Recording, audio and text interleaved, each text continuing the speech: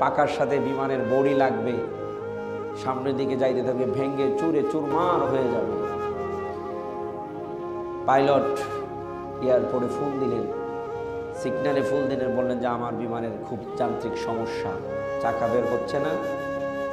এখন বিমানকে এই এয়ারপোর্টে নামাইতে হলে সব ফ্লাইট ক্যান্সেল করতে হবে, না হলে অন্য বিমানের সাথে লেগে আরও বিশাল এয়ারপোর্টে ক্ষয়ক্ষতি হয়ে যাবে।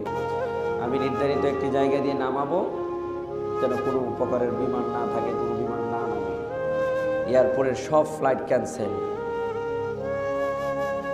পাইলট বলতেছেন, আমি একজন মুসলমান হিসাবে কখনো আল্লাহকে এত গভীর থেকে ডাক দেই নাই, কারণ আমি ইংলিশ মিডিয়ামের ছাত্র ছিলাম, খুব ব্যস্ত ছিলাম দুনিয়াকে নিয়ে।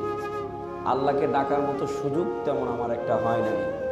আজকে খুব বেশি আল্লাহকে হৃদয়ের গভীর থেকে